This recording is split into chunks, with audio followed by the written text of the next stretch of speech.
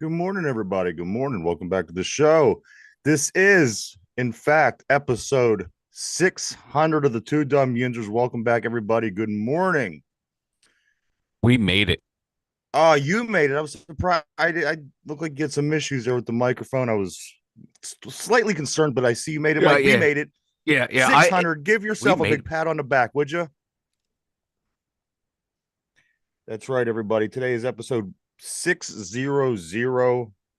600. 600. And I almost slept through the episode. We're one quarters of the way Uh, to 2,400. I knew some weird milestone was going to be mentioned. All right, let me get set up here. So we got some had baseball last night. We'll talk about that. They're back in action today, going for the sweep.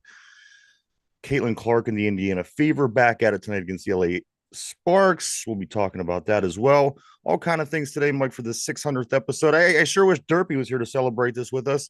And I got to tell you, maybe it's not the best thing ever that he's not here. Maybe it's not the worst thing ever. I'm sorry because I'm kind of shitty today. I don't know. I really had problems getting this. Up in the studio. I'm having this light issue, and uh, I was a good 15 minutes. I was messing with this light, trying to get things going. And we're here. We made it. Episode 600. Whether we be sitting in the dark or we sitting in the light, but Derpy, stay out of my way. I'm not even in the mood for you. So maybe today is not maybe it's not a bad thing that he's not here today. It might be a good thing for your blood pressure. Mm. What I don't understand, hey, Mike, why do you hate me so much? I mean, I don't hate you. this light, I got to tell you, I was out of my mind with this thing, and like I said, you know how when you have that issue where your charger starts to go bad, and you Yeah, it's a yeah, pain in the ass, yeah. and you have to like lean it at an angle, your phone at an angle, and that's kind of where we're at with this light. I just don't know how much more I could take. You're gonna chuck it out the studio window. Well, I'm gonna chuck it right at Derpy's head if he ever shows up. You're gonna throw it like it was DJ Jazzy Jeff on Fresh Prince of Bel Air. Just yeet it out the house. He'll be lucky if I throw it at him like that. Maybe One you'll of throw him. You'll be Uncle Phil. He'll be Jazzy Jeff, and you'll just yeet. I was thinking I'd be Tony Gwynn and bang him over the head with like a baseball bat. So maybe it's good that Derpy isn't here said, today. said with love, of course. At this point with this light, there's nothing said with I love. know, right? Um, it's becoming a burden. So we will take care of that. I hope. Possibly. And Derpy will be in the crossfire until it happens. Derpy made the hit list. Uh, I just don't understand how this one piece of equipment. I mean, do we have to replace the whole apparatus, or can we just? Is there something we could do that could be a lot cheaper and a lot simpler for us to fix? I'm not sure. I got to take a better look at it. We'll figure it out. You better not get too close. I might bang you over the head with it too. I'm just Hey, a fair hey, warning. fair enough. I know me. I probably deserve it. So, it's all good. Somebody's getting banged over the head with this light. That's all I gotta say. Maybe Omar Khan should be banged over the head for resigning Hmm. Cam Hayward. Guess we could start talking a little. I guess we could start episode 600. Everybody, welcome, Can we? welcome. This Yeah. is episode 600. The Two Dumb Yinzers making milestones every day. Here we are. Happy milestones. I would have thought by 600 shows in we would have had the whole light situation figured out, but here we are. I don't mean to laugh at your misfortune, but Mm. one little inanimate object. Yes, I've been there. I know what you mean. And it's the battle. It's the Yes. battle because I'm ready to go. I got the show written. The studio's all ready to go. Everything is ready to go And then one little thing until I messes go it to up. fire up the studio lighting and It's like that clickbait article. One little trick to ruin Ryan's day. Mm. So if you're listening, Derpy, keep your distance. We got our eyes on you, I'm Derby. not. I'm not Maybe in the. Derby snuck into the studio and fucked with your lighting. Well, be it as it may, whatever happened, I'm ready to hit him. I'm ready to hit him with something. Uh, yeah. Steelers guys, here we are, 4 days away from the kickoff in Atlanta with the Atlanta Falcons. Of course, Pittsburgh Steelers kick off Sunday, 1 o'clock p.m. in Atlanta, Georgia, the Mercedes-Benz Dome Stadium. Tomorrow, the NFL actually kicks off, Mike, tomorrow night. That's right. Tomorrow night, the NFL kicks off. It's going to be Kansas City hosting the Baltimore Ravens tomorrow night. And then on Friday night, we have another game between the Eagles and the Packers in Brazil. I got to be honest with you, with everything going on around the world, I would not want to be in a foreign country right now, but God bless them. They'll be down in South America. Friday night, Eagles, Packers, a lot of college football Saturday, I'm sorry. And then on Sunday, we do, as I said, as most of the rest of the NFL kicks the season off Sunday afternoon, all throughout the day. So very excited about this. Mike, I guess the big story of the day would be, as you mentioned at the top, would be the I wish it was the light at the studio, but it's Cam Heyward. That needs to be a major topic around here. Maybe we'll have one of our meetings, and we'll all talk about how important the lighting is, and we'll get on that. My lighting is perfect. But the Cam Heyward did get he signed yesterday to the Steelers, a 3-year deal, $45 million, which includes $15 million assigned, $16 million for fully guaranteed, and $29 million in new money. A lot of mixed emotions I'm seeing, Mike. Of course, before we started talking about the truths of Cam Heyward and his game, a lot of people, Cam Heyward could do no wrong in this city. And, we had to put an end to it because here's the thing. You got to be held accountable. Mike, this guy's going to be 38 years old by the time his contract's up, providing, he does last little contract. A 38-year-old defensive lineman, I got to tell you, is not where I want to allocate a lot of my money. No. If you want to, you're going to want to start looking for people to fill that position. As I said, the guy's pushing 40.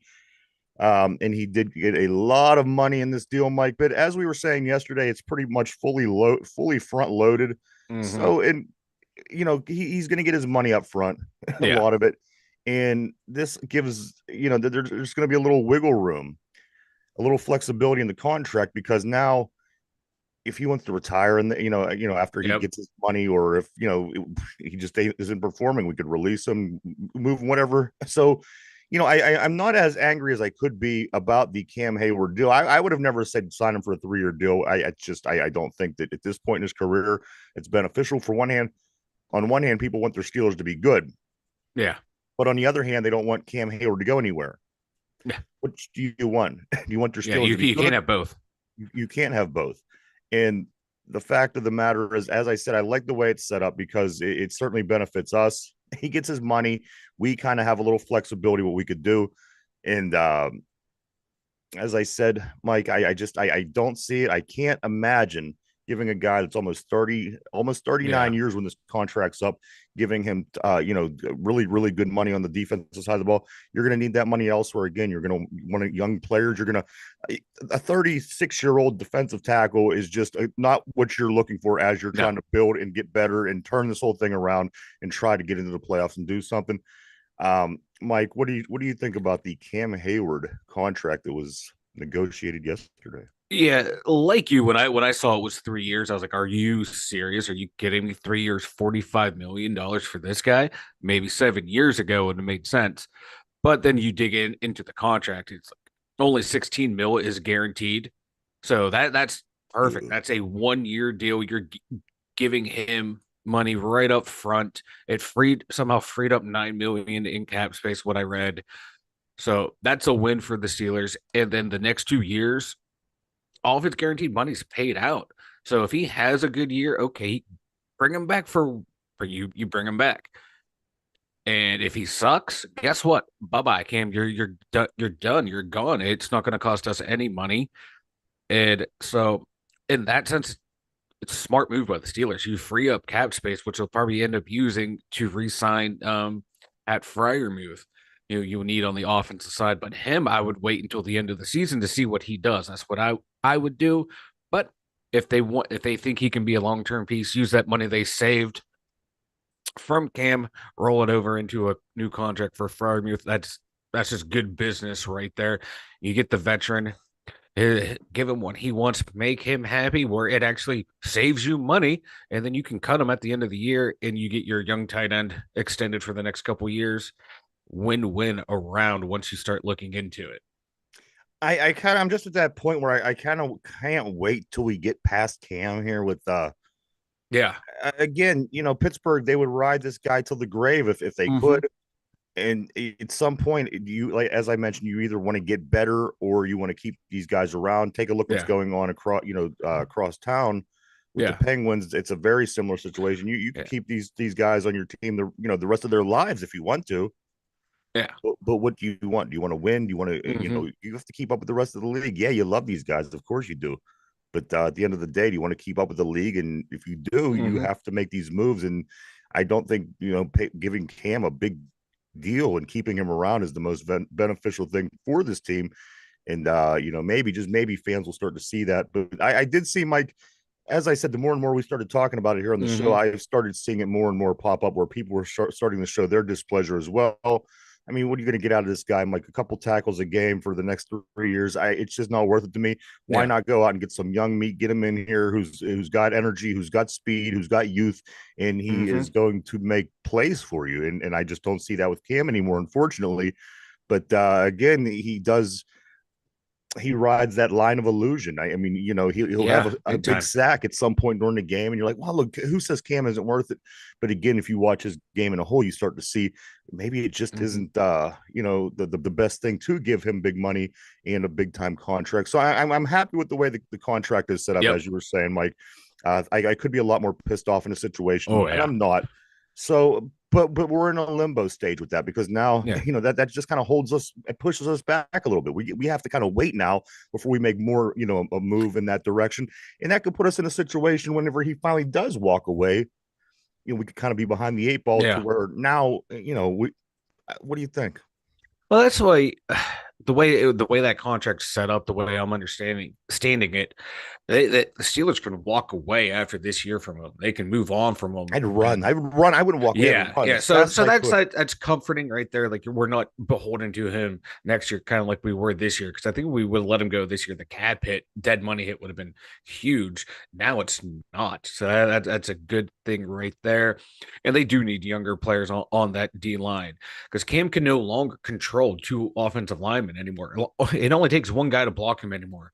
Not in his prime when he had him, Hargraves, and Tuitt, where you had to figure out, okay, who am I going to block one-on-one out of this trio? Now it's like, okay, we can double team everyone easily, or just one-on-one and pick who we want to double team because no one is that dynamic. But now we're getting that young guy in Keanu Benton. Now we need more young guys like Keanu Benton and keeping a player around like Cam Heyward is blocking that spot. He needs to go. You're talking about the three guys across the street. At least those three guys across the street brought championships. Cam Heyward's 1-7 in the playoffs when he's on the roster.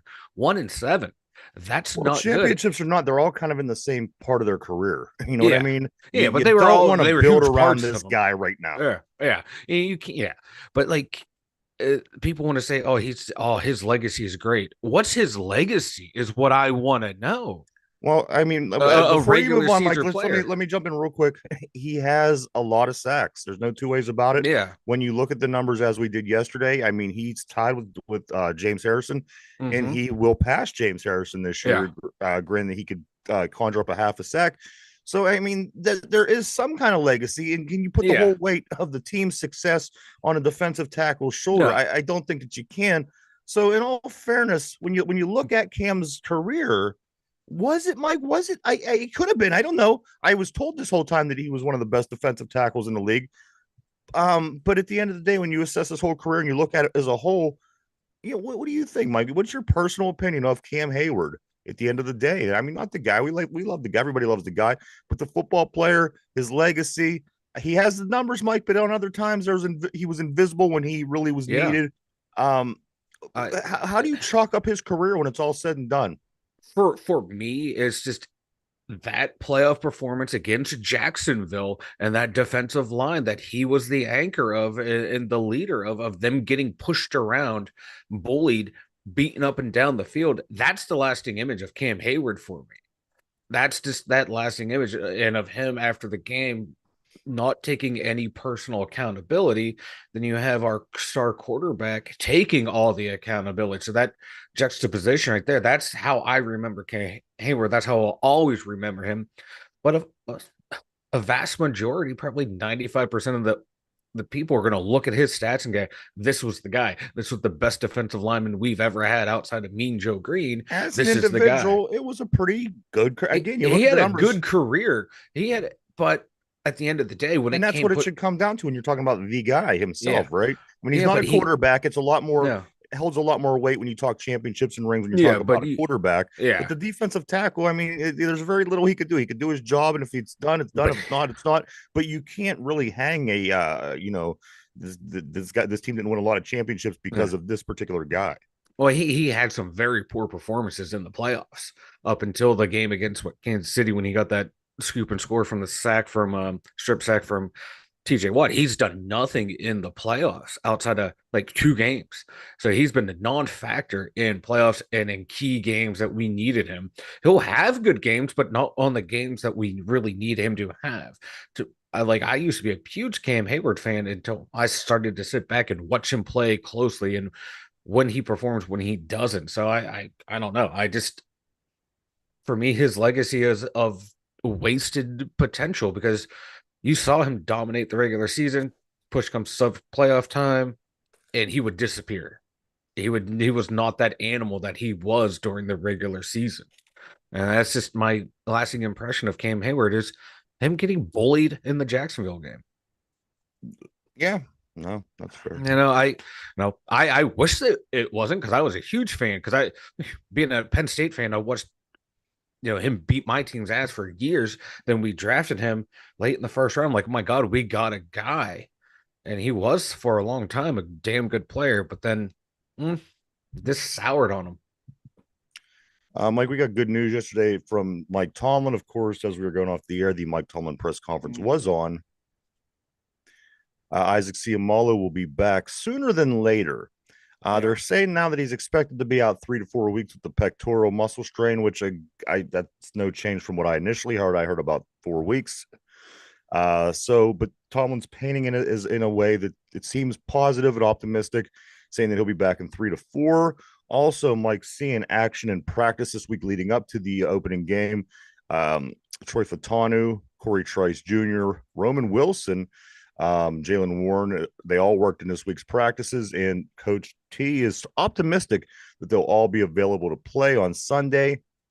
Reports that we got a little bit earlier than that was Jalen Warren was doing really well, and he's ready to go. So it seems like for the most part, we have a lot of injuries starting to heal up now that guys had the extra week off. I just don't know to what capacity this is going to hurt, if it's going to hurt, if it's going to help, because again, we have an offensive line situation right now that's very unsure, dealing with, of course, the Seumalo injury, Fatanu just coming back. The guy's a rookie. He hasn't played much. Broderick Jones, Spencer Anderson, of course, at left guard. So, as healthy as we could be at this point. And every time I start talking about the Steelers, people kind of look at me like I killed their baby or something. Yeah. They're like, wow, you really think it's going to be that bad? I with all these things, how can you? I would be very, very surprised if it comes out any other way than what we've been saying. I mean, if you go down to Atlanta and win this game and do it in convincing fashion, so be it. I can't imagine how that would happen. But here we are 4 days away. We're going to certainly be sitting in front of the television screen on Sunday afternoon. We're going to be cheering this team on and hoping they find a way to win. But Mike, as we get closer, it's looking more and more of an uphill challenge. to me for this Pittsburgh Steelers team because again, there's a lot of question marks, a lot more than we was hoping there would be at this time Mm-hmm. when we thought that we would just maybe be worrying about having a number two wide receiver slotted Yeah. in. Now it becomes an array of issues, Mike. It's kind of goes the whole way across the offense because that does affect not only keeping the quarterback on on his feet, but it also affects the running game. So, Yeah. what do you think?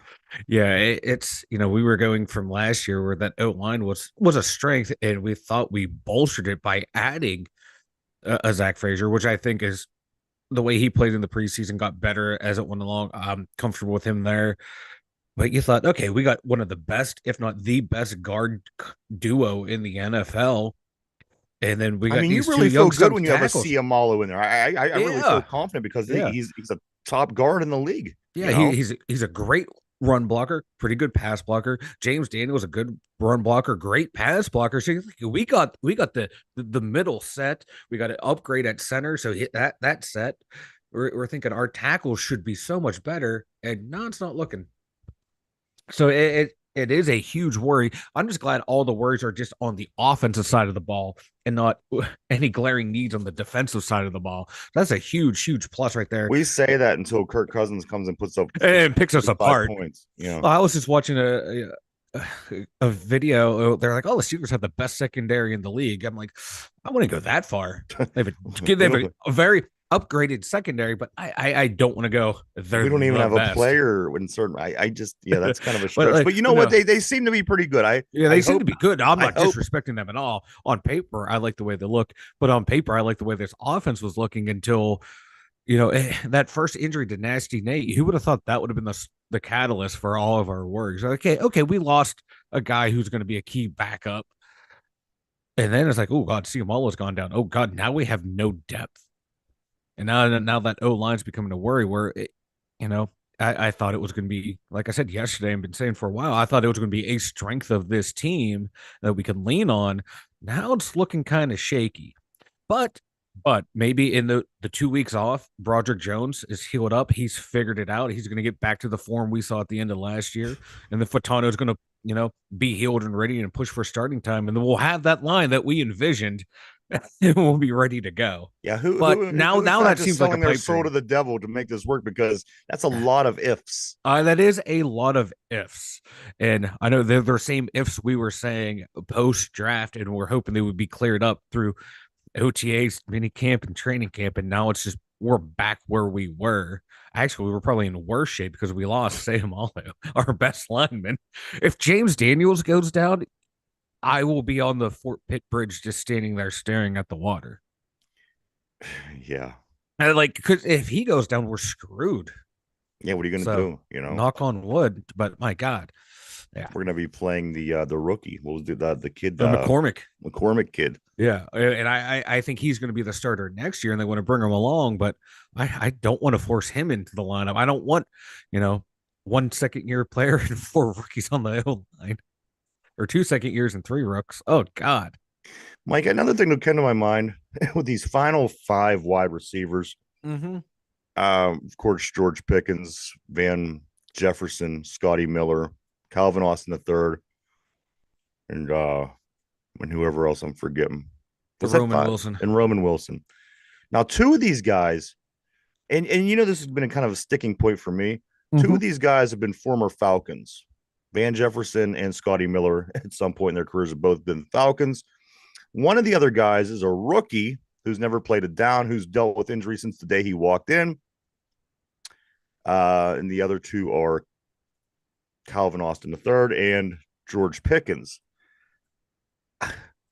Again, yes, can a Van Jefferson have a career year? Of course, yes, he can. Yeah. But Mike, I mean, what are the odds? I mean, we've had people come through before that just didn't work out. There's people that they just don't have it. So I mean, this is another concern of mine, Mike. That's a lot of nothing, in my opinion, until this receiving core could come in and improve something. And we haven't even hit week 1 yet. So what am I complaining about? Yeah. But again, let's remove George Pickens from that. Let's say George Pickens comes out in the first play of the game. Oh, don't you dare jinx it. And he blows out his ACL, and guess what? Done all year. Now, does the bad really, really turn bad in this situation? Because now your offensive line's terrible. It can't help your run. That can't help your pass. And as I said, we're one play away from losing a guy like George Pickens Mm-hmm. and being left with your 1, 2, 3, and 4, Van Jefferson, Calvin Austin the third, Scotty Miller, and Roman Wilson. As I said, Mike, this is why. This is why I try to have with those people that look at me like, again, like I just killed Yeah. their baby. This is why I try to have this conversation because I Yeah. don't know if they're not realizing you were just one play away Mm-hmm. from. And again, you lose Catastrophe. catastrophe, and if you lose Pickens all season, boy, we're gonna be in a world of hurt, Mike. Yeah. Oh yeah, because you have to account for him on defense with more than one guy. You have to put the corner there. You have to rotate a safety over because he can blow the top off your coverage. He's not the fastest guy in the world, but he can beat you deep. So yeah, if he goes down, we're screwed. The only thing that gives me solace about Scotty Miller and Van Jefferson, those guys were on Super Bowl championship teams. Van Jefferson, that was when Van had his best year, and then they went out and got Odell, so his playing time went down a little. I would have But liked one of those yeah, other guys who was doing the yeah, more productive things in them yeah. Super Bowl Well, teams. well, I'm not going to shit on like 800 yards that season. That's a pretty good year for number two, number three receiver. So he has some of that ability, but can he get that back? Can it work in this offense? I liked what I saw from him in the preseason, but I would be more I'd be happier if he was the number three and we had someone better at the number two. I think we can survive this year with him and George, but like you said, if George goes down, we're in a world of hurt. We go from that. There's like that big clump of teams that outside of their top receiver have no one, and then we truly drop to the worst receiving core in the league. People want to say we have it now. I think we're in the mix with probably like 10 other teams. But if George goes down, yeah, we would have the worst receiving core in the league, and with a shaky offensive line to start the season, that's not good. That's not good at all. Yeah, And I know people want to say we shouldn't have traded Deontay. I get why no, they did it. that was I a get good why you move. did. You have to if he was a problem in the locker room, you have to move on from him. And you added a starting corner. You traded a starter for a starter, and we got a What's the draft pick out of guy it. out in the It was a good pick. Raiders? The receiver out there with the Raiders that they were talking about could have been a piece with San Francisco. Devontae Adams. Now this is a name that pops up, and people are now that they're panicking. Mm-hmm. Well, why don't we just go get Devontae? Well, you got rid of Deontay Johnson for a reason. And if Yeah. you've watched Devontae Adams over the past 2 years, Oh yeah. as he's punching cameramen and knocking people over, and Mm-hmm. he's just he was about 10 times. He's about 10 times worse than Deontay Johnson was from what Yeah. I've seen over the past couple years. In my opinion, he's not even. He shouldn't even be Mm-mm. thought of. You're better off going without, I think, than bringing a guy like that in who's just going to bring more distractions, who's going to Yeah. bring more penalties, unnecessary bullshit, and things like this. Now, Cortland Sutton, Mike, is he, again, we're getting awfully close, and it doesn't look like much is going to happen in Yeah. between now and kickoff, obviously. But is there any possibility for us to grab a guy still at this point, Mike, Cortland Sutton, somebody that's of least, and I understand that the value is probably going to go through the roof because guess what? The Steelers Yeah. got their back against the wall. Yeah. Let's press them a little bit. DK Metcalf, Cortland Sutton. What's the chances for the people listening that want to know? Is there a chance that we could actually have another decent receiver this season other than what we have? To get Cortland Sutton, Denver's going to have a very, very bad start to the season. They're starting a rookie quarterback, and they're going to lean on Cortland Sutton to be his guy, and he is their best receiver. They would have to suck bad, and we would have to still be in contention for that trade to happen. I think it's going to be very, very slim chance of that trade happening. If it was going to I think be you're done, giving it would Denver a have. lot of credit. I think they are going to Yeah. suck pretty Oh, bad. I think they are, but they have. That's what I'm saying. To have to happen, they have to suck the way everyone thinks they're going to suck to have a chance to get someone like Cortland Sutton from them.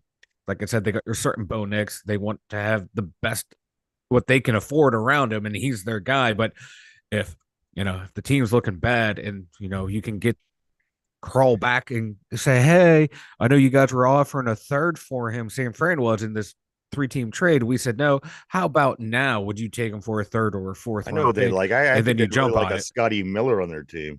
Take a Hey, Scotty Miller's that good locker room guy that you All need. right, you You always need a need the good Scotty locker Miller room on your guy. I'm trying to find a positive for Scotty Miller. If you Yeah. go through his stats, they're not that great. No, But no. Mm-mm. he would be a star in New England in the back in the In day the of old Tom Belichick Brady. era, yeah, Yes. he'd be But racking up you know 1,500 damn well what yards. he's going to be here. You know what he's going to be here. Yeah. You know what he's going to be here. I'm telling you, come on. It's not our first rodeo. No, it's not. Let's see a couple other things here, Mike, Steeler related. We okay, so this is worst quarterback situations ranked 1 through 8 in the NFL. And I can't even remember who the list was that I got it from, but I'm gonna go from 8, move my way up, Mike. Yeah. The worst quarterback situations in the league, 8 to 1. Number 8 being Minnesota. Minnesota, their quarterback situation, of course, losing their rookie quarterback, put them in a place that they're not feeling too comfortable. I thought that we would have seen more of a major move after that had happened, but that hasn't happened yet. We'll see what Minnesota does. Mike, number 7 on the worst quarterback situations in the NFL, the Cleveland Browns. The Cleveland Browns, Mike, number 7. I guess you have Deontay. I'm sorry, what's the guy's name? Deshaun Watson. Deshaun Watson He's and been a bit Jameis of a Winston. problem. I mean, if you take that 1 year in Houston that he had where he played really well, and I believe he was an All Pro, Yeah. but this isn't the guy that's been around for the No. past how many years, Mike? So they No. land the Yeah. number 7 spot in Yeah. worst QB situation. And this is the third year in the row. They're saying, "Oh, he just needs to shake the rust Yeah. off. He'll be fine." Once he does, he starts playing well. Then he gets hurt again. All So right. come on now. Sorry, number 6. Number 6 on the top 8 worst quarterback situations in the league, the Tennessee Titans. They of course they lose they lost Malik, right? He left there. I don't remember where he Yeah. went. They just traded him. Yeah, they traded him Yeah, for so like a he's seventh not round down there. pick. So you have Will Levis starting, you have Mason Rudolph and somebody else. I think it's a familiar name. I just can't think of who it is. Yeah, no one exciting. So that is your number 6 team, Mike, in your worst quarterback situations. Number 5, the New Orleans Saints. I'm not even sure what they have going on down there. Derek Carr. That's about all I can remember is Yeah, Derek Carr. I don't even know who his backup is. I don't either. Down there. I got to take a look because it's going to bug me. I'll keep Jay going on. Kaner and So there you Spencer go. Rattler. That's not good depth at all. So you're talking about good quarterback play, Mike, with the next team. Well, this team, in the future, I think they will be a little bit better. Of course, the Carolina Panthers, they have, themselves a Bryce Young who, if gets the right pieces around him, he can do, he could be well. Yeah. Mike, I'm going to move to the number 3 team on the list, the New York Giants, Daniel Jones and company. Oh, Danny Dimes. What the Barbarino? What was their other quarterback they had play last year? I almost said Ben DiNucci. DeVito. Danny DeVito. They got DeVito. They got Daniel Jones. They got themselves quite a situation up there as well. And don't forget Drew Lock. And Drew Lock. That's terrible quarterback room. Number 2, Mike. Number 2 on the worst quarterback situations in the NFL. Your Pittsburgh Steelers. They fall into the number 2 slot. I didn't realize it was that bad, but either. I guess we're gonna have to wait and see. Yeah, because a lot of mixed emotions with the quarterback play. We were thinking high. Preseason comes, they didn't play as well as we expected. Then we started having other issues, offensive line. So at this point, it's really hard to say. We're just gonna have to wait till Sunday afternoon to see what they could do against the Falcons. Mike, and the number 1 team on this list of worst quarterback situations in the NFL is the Las Vegas Raiders. Of course, I think Gardner Minshew's their guy. Yeah, Minshew, Aiden O'Connell. Yeah, I think Aiden O'Connell's their guy. Yeah, they want those are the only 2 I see on their roster. I know that's who they wanted. They wanted Aiden O'Connell because of the way he played going down the stretch, but it just didn't pan out. I did know who the third guy was. I don't know right now, but they do have 3 guys. Yeah. But they, Mike, are at the top of the list of worst quarterback situations in the NFL. The list goes like this: 1 to 8. The Raiders, the Steelers, the Giants, the Panthers, the Saints, the Titans, the Browns, and the Vikings. So there you go. We're not the only team that has this problem, Mike. No. But hey, if Russ gives me 66% completion, 3,000 yards, 26 touchdowns, 8 picks, 98% QB rating, I'll take that as the second worst quarterback situation in the league. I will gladly take that. My God. Yeah, I we would will take that in a see. We heartbeat. will see. A lot of mixed opinions about Russell Wilson at Yeah. this point in his career across the league. You know, guys in the league saying that he can't do it, Yeah. guys in the league saying that he can do it, guys in the league saying that he's delusional, guys.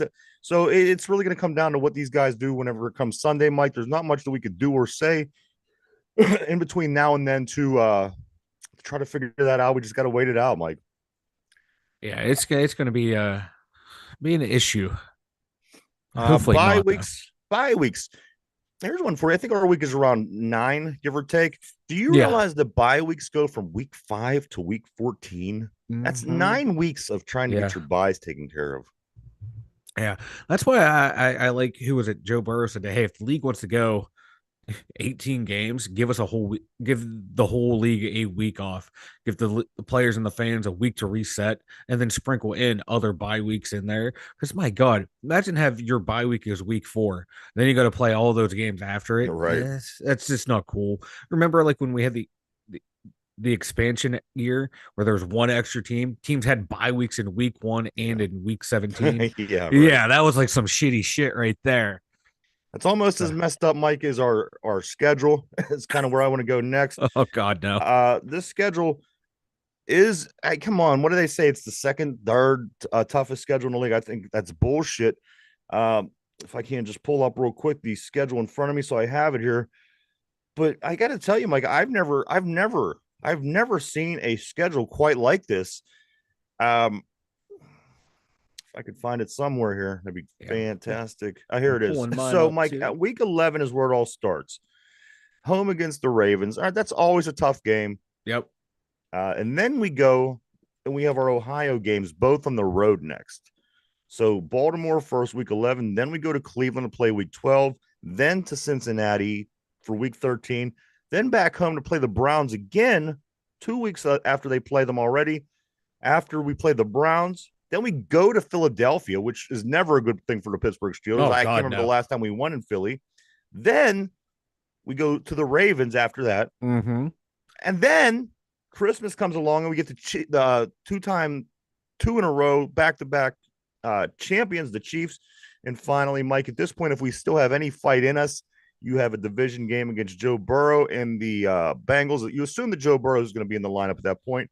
You assume that all the starters, as we mentioned, these teams. But, Mike, I've never, and I've been watching football for quite some time. I've never seen a schedule like this in my life. No, and like you said, it literally does start from the 17th of November and runs through January 5th. That's just a hell schedule right there. Everyone wants to talk about the short turnaround from December 1st, 8th, and then the 15th. It's the whole fucking last half of that schedule it feels like they're quick games because you play on the 17th, then you play on the 21st. Right. Then you get a little bit of break. Then Yes. you go into the first, and then the 8th, but then it's the 15th, 21st, 25th. We're getting screwed a lot in the second half of the schedule, and the league didn't do us any favors by making all 6 division games at that part of the schedule too, and then the other 2, like you said, at the Eagles. When is the last time we won there? I'm I being honest. don't Like the remember. 70s, 80s. I don't think ever won there, so it's been a long ass time. And then you throw Taylor Swift and the Kansas City Chiefs on top of us on Christmas Day. Yeah. Yeah, like you're It's gonna a see that brutal. poor girl, like you're gonna see Taylor Swift's poor mug up there crying in the booth because our team lost on Christmas. No, There's she's gonna no be up way in there. hell. She's gonna be up there looking all pretty and Right. $1 billion Santa hat Santa. on. Yeah, no, she should be doing that against like the Browns or the Ravens, not against the Steelers. So No. add this into the equation of the other things that we talked about this Uh-huh. show. Again, just trying to be realistic. You know what I mean? Yeah. I want this team to be better just as much as everybody else, and I want them to do well as much as everybody else. But looking at it realistically, I mean, geez, oh man, it's really Yeah. building up against us, Mike. Any way you slice it, I'm glad it's Yeah. only 4 days away. 4 days, Yeah. 4 days, 1 hour and 5 minutes. We'll be watching Steeler football. Something that I'm super excited, and I'm sure everybody else is. But man, this has one of those heart attack seasons written all over It does. It does. Like for the past 4 or 5 years, is what it's like we felt going into all these seasons. It's the bottom's either going to drop out on the Steelers finally after 15 years, or we're going to get over the hump and have a nice season. I like there's going to be no in between with this team. It's going to be atrociously bad, or we're going to be better than we were last year. I'm preparing myself for that. I yeah, I'm leaning towards atrociously bad. I want from us initially after the draft 10, 11 games, like everyone does. You're on that high, euphoric. Now I'm down thinking, we might struggle to win 7 games this year. Brian on the board, he Yeah. says, did Mike just say Taylor Swift will be looking all pretty? And then he says Kim Kardashian isn't I attractive. don't like Kim I don't know. Kardashian. I don't know what the hell kind of show this is either, Brian. Oh my. I don't. All right. I don't even think Taylor Swift's that hot either. But Who's hot? you add billions of dollars in selling out record tours. I just need to get a base reading on you. Who's your who's hot? Who's hot? Yeah. Oh, let's see. Let's know. We know it's not Kayla. We know it's not Taylor Swift. We know it's not Kim Kardashian. Let's see who's hot. Who's hot? Selma Hayek's still hot. So Jennifer Aniston's still hot. So all the old chicks. No, Sydney Sweeney. She's hot. You said Jen Aniston. She's got to be 60. She's still hot. All right. 60's the new 30. Okay. Okay, Big Bear. Brian says on the board. I do have to move the show along a little bit, Mike. The Pitt Panthers, of course, they had the big winner of the weekend. We spoke about yesterday. This earned Eli Holston, the quarterback, the redshirt freshman transfer from Alabama. It earned him the ACC Rookie of the Week and the PNC Achiever of the Week was Desmond Reed, who Desmond Reed had 14 carries, 145 yards, a touchdown, 10.4 yards per carry, and 3 catches for 11 yards. And of course, our quarterback Holston, he was 30 for 40 for 336 and 3 touchdowns. I want to say congratulations to those guys. Keep it going. Keep the good fortunes going. You do have Cincinnati here on the back end of the flip series with them going to Cincinnati this weekend. So congratulations to those guys. One other Pitt news, Mike, this is tied into the NFL. Your boy, DeMar Hamlin, he is listed as the Bills starting safety. So good for him. He worked his way up. He started on special teams like a lot of guys do in the league. And he is now number 1 on the safety depth chart for the Buffalo Bills. So good luck to him as well. That's a surprise right there, because even before he got hurt, he was like a backup special teams player. You're right. Make it, yeah, hey, well done. And Brian, yes, I do like the Golden Girls. You know why? Mike, you know why? You know why Estelle Getty walked with that limp, baby. There it is, the Estelle Getty with you. I'm like, I think you little woman. I think you could go back to like episode 12. I'm distinctly remembering because it was right after Betty White had passed away, and we had this conversation in depth, and I learned a lot about you and Estelle Getty, much more than I ever wanted to know. But I'm pretty sure that would have been right around episode 12, give or take. I'm never going to be able to get that out of my mind. Mike, also tonight, Indiana Fever's back in action, making their push for the playoffs. Caitlin Clark and the Fever will be hosting these LA Sparks. Fever come in with a 17 and 16 record. The Sparks come in with a 7 and 25 record. This game's at 7 o'clock tonight. If you want to keep up with Caitlin Clark and the Indiana Fever, turning the women's basketball world upside down, Mike. Again, this Indiana Fever team is over 500. 17 and 16, and they got the Sparks tonight.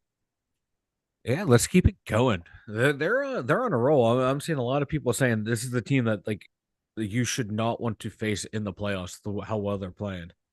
Yeah, you're right that they got a nice team, man. Say what you will. And Mike, your Pittsburgh Pirates. The Pirates were back in action last night. Kind of something I do want to talk about with this Pirates team. First off, I do want to say that they did win the series. They won the first 2 games against the Cubs. This is a team that scored 41 runs against us just 2 series ago. Whatever it was, whatever they decided, they said, hey, we're not going to take it anymore from these Cubs. They go and win their second game of the series yesterday, 5-0, a shutout and a Paul Skenes start. Mike, the team is sitting at 65 and 73. They have roughly 24 games left. I had a weird, crazy idea. I thought in my head yesterday, what if this and listen, before you start laughing at me, making fun of me and pointing, what if this team would win 22 of the next 24. Hold on. Remember Okay. when the Colorado Rockies did that one year where they won 22 of their last 23 or 24 and they made the playoffs. They went to the World Series. And again, but with this pitching staff, Mike, wouldn't it be something if this team could pull one of these kind of runs off and the Pittsburgh Pirates be a team to make the playoffs? That would be Every historic. Yinzer's it's Every Yinzer's dream. right. Because how you and I are predicting the Steelers season now. Yeah. Now this is now we're resorting back to the Pirates. I know, right? Like before, like the Pirates were that 10-game losing streak. They did their job. They got us to Steelers season. Now it's like, can you get us to Penguin season now, Pirates? Can you rattle off a bunch of wins that you haven't been able to do before? Can you do that for us? We need you. You are our only hope. You are our Obi-Wan Kenobi right now. We are Princess Leia. You are our only hope, the Pittsburgh Pirates. Get us to the Penguin season, baby. If you're like me in that reference, I have no idea what that was, but I'll take your word. I guarantee you, like you and Derpy could have had a conversation about what that was that you just said. No. He would go into the deep lore of it. I just pop culture reference. Poor Derpy's not here. He's, you know what? He is not here, so he should be catching strays. That's right. That's how the dynamic works. If I was here, I catch strays. I catch strays. That's right. Yeah. Pirates win 5-0, Mike. They out hit the Cubs 8-5. Paul Skenes, who's now 11-2 after the game, he goes 5 innings, only gives up 4 hits, no earned runs, helps the ERA out a little bit. No walks, Mike, and 6 strikeouts. His strikeout last night put him at 142 strikeouts. That ties the Pirate record for strikeouts by a rookie since 1900. 1900. Yeah, I saw that. Is insane. Once again, the Pirates making history for something done, a century ago. I love it. And P wants to randomly drug test us, Ryan. That's all right. I've been randomly drug tested before. I think, or me in my. And I've been fired several times. Hey, you did your job so well, but you tested kind of hot for something else. We got to let you go. Oh, okay. I do want to say I should be rewarded for that. I do want to say good morning to everybody on the board, though. P, Ralph, Brian. Also, Mike, in this Pirates game last night, Holderman came in. I don't know what the hell kind of crack he's on. You ever see him out on the field? Jeez, oh man, the shaking and the moving and the twitching, and I'm uncomfortable with this guy. Yeah, it does. It makes my skin crawl. Majinski and then Bednar, I've been noticing that his velocity's down. A lot of times when he's in there, he's his pitches it's in the 70s, Mike. Yeah. So it makes you wonder what's going on with him. If it's an injury, why drop him back and still let him pitch? Get his ass out of there, right? Yeah, and he was battling an injury. It feels like all year because he missed spring training. There's some games this year, so why are they keep trotting him out there? To me, that makes zero sense whatsoever. But that is on brand for the Pirates and for Derek Shelton. He's like, oh, that's my guy, so I'm not going to deviate from my guy. No, you had other guys who could have been playing in that role, and you stuck with him. And how many games did we lose because of blown saves? A bunch. I know he has about 6 or 7 blown saves. Yeah, and I know Holderman had some, and our guy, Robo Arm, I forget his name. Chapman. Help me. Yeah, thank you, Chapman. Araldis, how could I forget him? Future Hall of Famer. He had some blown saves, so there's a lot of wins there that we would be nice still in the playoff race. So, Mike, for this quartet of pitchers that pitched last night, they let up 0 runs. It was a shutout. Yes, so beautiful. Not much we can complain about after, Skenes went out. On the offensive side of the ball, Nicky G went 2 for 4 with a run.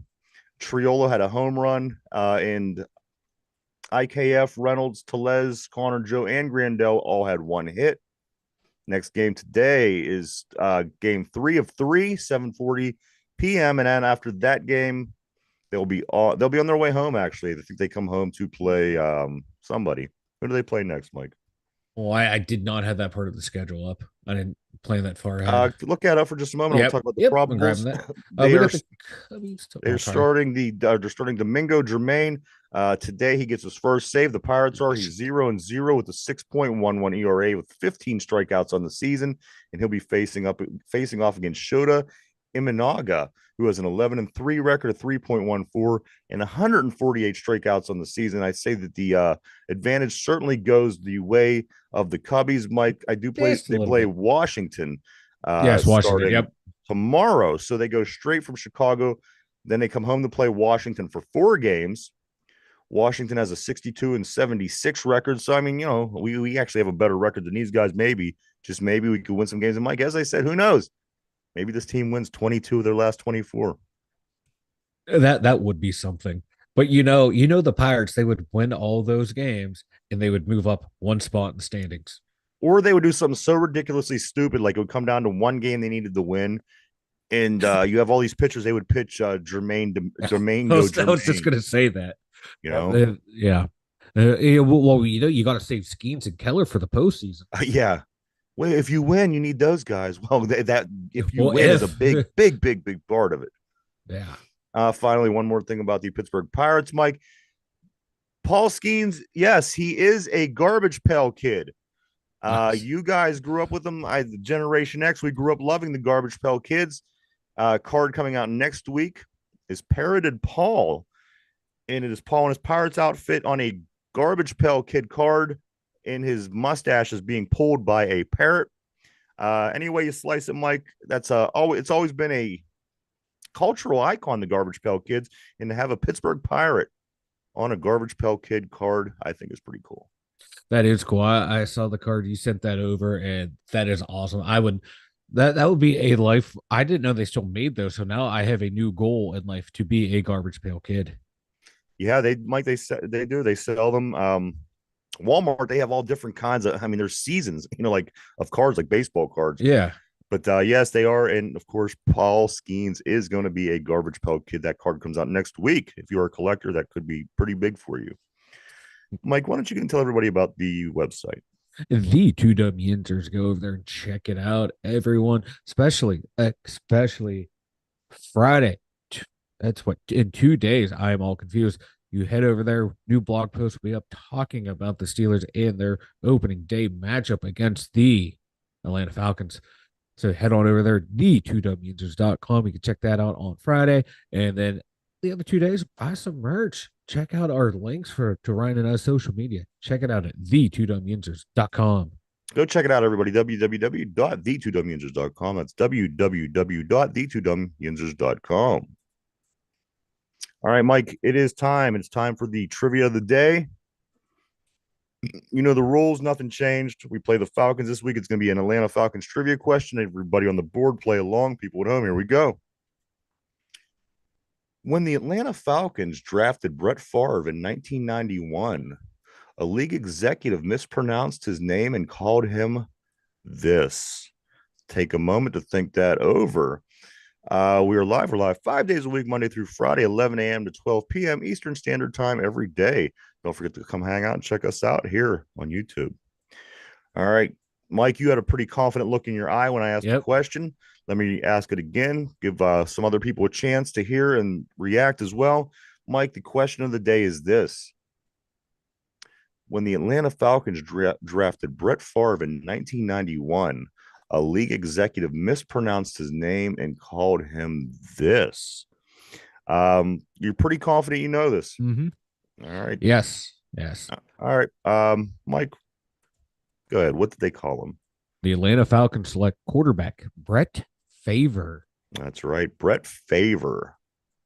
Which would be how you would pronounce it if you would look at it logically, because the R is after the V. But anyway, that is the answer. Yes. Favre P on the board gets it as well. That is 100% the answer. That is correct. Brett Favre was drafted in 1991. I don't know what the Falcons were doing in the early 90s because they had managed to draft Deion Sanders, Brett Favre. Right. Well, yeah, Jerry Glanville as your head coach. You're not going to win many football games with the old ball coach there. Do you remember him when he was in the Houston Oilers coach? Oh yeah, I loved him. Oh, he always wore all black. I love Jerry Glanville, man. Because because we would beat up on those teams sometimes, and he would just be going crazy. He had that accent, or I talk like that. And then he get all animated, fired up, and he was a little guy. He had that twang in his voice. I loved it. Yeah, I liked him too. Yeah, Mike. Anything before we start getting ready to wrap things up for today? Uh, no, I got nothing. I I almost slept through the show, so I had nothing lined up. Tonight, I'm sorry, tomorrow. Tomorrow will be picks for the NFL game because the first game of the NFL season starts tomorrow. That Mhm. is the Chiefs Ravens tomorrow evening. So we'll make sure we get the picks and all those kind of things in tomorrow. Tonight, you do have the Sparks at the Indiana Fever in the WNBA. I know I'll be certainly keeping up on that game. And the Pittsburgh Pirates, again, they wrap up the Cubbies series at Wrigley tonight at 7:10. And then they make their way back home tomorrow to start a 4-game set against the Washington Nationals. That is tomorrow. I got a bunch of things here. I got to catch up with Derpy on. So maybe, just maybe tomorrow. He better get Maybe his ass here because he has picks tomorrow. So, uh, he he so better be here. between I'm that and not. his light, Yeah. yeah, he better be here. You know what? Maybe if Derpy doesn't show up, I will make my picks against the broken light. Hey, remember the last time you faced off against an inanimate I object? You know. lost. See, look, I was just trying to cheer you up, man. See, Oh, that's I'm why I said cheered. that. I'm cheering. Yeah, you're excited to see me lose against an inanimate object. Also, I do want to say this. Check out today from 4 to 6 p.m. over on WBVP Radio, One Man's Opinion with Brian Pasquale. That is One Man's Opinion on Sports with Brian Pasquale. He moves to 2 hours today. That's going all the way through football season. Check him out on the WBVP, Beaver County Radio's Facebook page or YouTube page, live from 4 to 6 today, 2 hours. Listen to Brian get prepared for the Steelers' up and coming season and all other sports around the country. He has a lot of good stuff. Do check him out 4 to 6 today.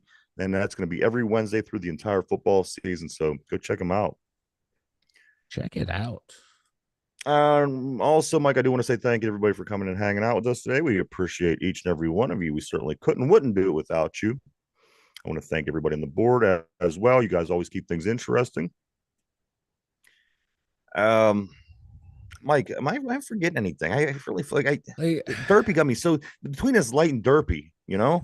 Yeah, no, I'm going through like Twitter right now. That we've touched on everything. I went back through the, you know, all the sports. We've touched on everything, and that offensive line is just giving me chills to think how bad it could be to where it was last year. And last year, I thought it was a good stepping stone.